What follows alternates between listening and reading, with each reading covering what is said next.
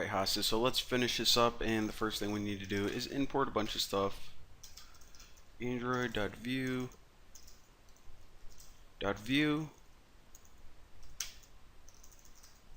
import. Actually, let me pause my video and I'm gonna import everything we need to. Alright, so I imported all the stuff we're gonna need for, of course, to reference our interface and also to connect. Now, another thing I want to mention is for this last one, in order to be able to access that weird little binder class that we made, make sure that you import your package name right here, and it's just copy this package, whatever it is, and then get this class name and then this class name. So again, package, superclass, binder class. Alright, so now once we do that, we can go ahead and actually start writing some code. But first, let me show my line numbers and give myself some space to write. Alright. So the first thing we need is, of course, my service object, and I'm just going to name this Bucky's service, and this is just a reference to this class right here. Now, another thing I want to do is I want to make a variable called isBound. So eventually we're going to be testing, is this client bound to a service? And by default, of course, since we didn't bind it yet, we're just going to start it off as false, and whenever we bind, we're going to set it as true, and that's just so we can check the state of our, what's it called, like bindedness or whatever. And I want to delete all these because I hate these extra comments, and you guys will be able to read all the important code easier. Let me tighten this bad boy up. Alright, so the first rule is whenever we want to bind to a service, we need a service connection class. Now, what this class is going to be responsible for is it's pretty much going to say, okay, when you bind to the service, what do you want to happen? And when you disconnect from it, what do you want to happen? So again, those are the two things that we're going to need to stick in there, but first we need that class. So after all of your methods, give yourself some space in private service connection, and you can name it anything you want. I'm going to name mine Bucky's connection. Again, this is going to be the class that's responsible for binding to some kind of service. So again, set it equal to new service connection, and make sure you add your semicolon right there. And as you see, whenever we created it, it auto-completed all of the stuff that we need to have in it. Again, this is really simple. On service connect, it says, what do you want to happen when you try to connect? On service disconnect, okay, whenever you disconnect from the service, what do you want to happen? So I know it's a lot of code, but it's really easy to understand. So whenever we try to connect to a service, all we want to do is we want to reference this binder subclass, and then it pretty much takes it from there. So if we go to my local binder, and then we can just name it binder or something, and we set this equal to my local binder service. Let me finish writing up this one last line of code. Alright, so Bucky service, set it equal to binder dot get service, and we'll change that isBound variable to true. Alright, so what did I just write, and what does this all mean? So all this is right here is a reference to my local binder, in other words, that binder class that we wrote last time. Now once we have access to that class, we're going to call the method getService, so we know what that does. And all getService is going to do is it's going to allow us access to this class so we can use all of the cool methods in there.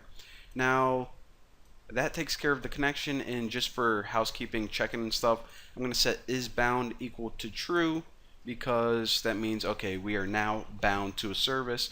Pretty stinking sweet. Now of course you guys already know what's going to happen here. One line of code. Whenever we disconnect from that service, or you know, get booted out for some reason, we're just going to change this to false. Easy enough. So now what I want to do is I want to go up to onCreate right here, And whenever we create this activity, that's when we want everything to start. So just like before, we're going to make an intent called I, set it equal to new intent, and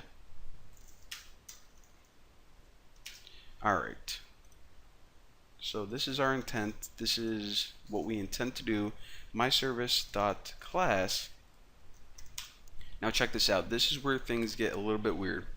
Now instead of just starting the intent, which would be for a normal intent, remember, we want to bind to this. We want to connect to the service. That's the whole point of this tutorial. So if we call a method called bind service, this is a built-in method that allows us to bind to something, and the parameters it takes are your intent, where is it located. The second one is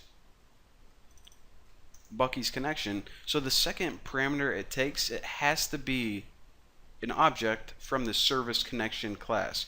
So that's why we just couldn't like stick this code anywhere else, because this method to bind to service, it requires an object from this specific class. Alright, now one last parameter. Wow, that is definitely ignore security. That didn't sound good.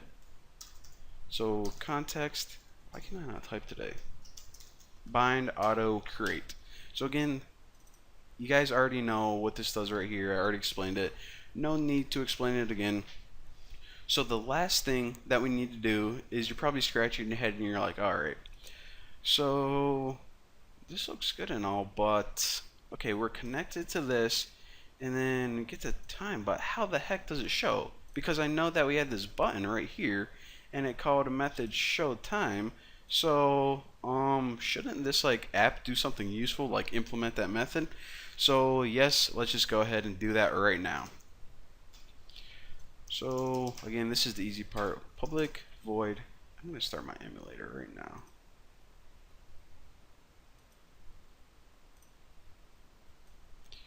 Alright, alright, alright. Get out of my way. Could get out of my way. Thank you. Alright, so public void show time. This is going to be the main method responsible for actually showing the time.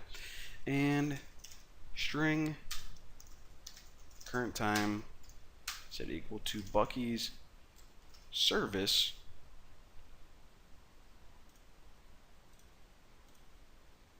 alright, move that out of the way too. So Bucky's service get current time, because remember, once we take care of all of our housekeeping stuff, this Bucky's service is essentially going to be a reference to this class, and it's going to allow us to access all the methods in here, which look at that little gem, get current time. So after this, of course, we just need to update that time on the screen. So text view, Bucky's text, and set it equal to text view, find view by rdr.id.Bucky's text. And of course, now that we have a reference to it, we can just call set text, and the current time is going to be current time. Pretty sweet. So there we go, and now let me just wait for my emulator to start up. Actually, I forgot to pass my views along there. Alright, so hopefully, cross your fingers, I'm going to click this and check it out. It now is connecting or binding to the service, which is returning the time and displaying it on the screen. So whenever I click it, it calls it again. So remember, this end is 6 seconds. Click it again, 11. Pretty stinking awesome. So that, ladies and gentlemen, is how you create a bound service. In other words, how you can create an activity that can communicate to your service. Technically, it's called a client communicating or binding to your service, but whatever, I don't give a F. Alright, so thank you guys for watching, and I will see you guys in the next video.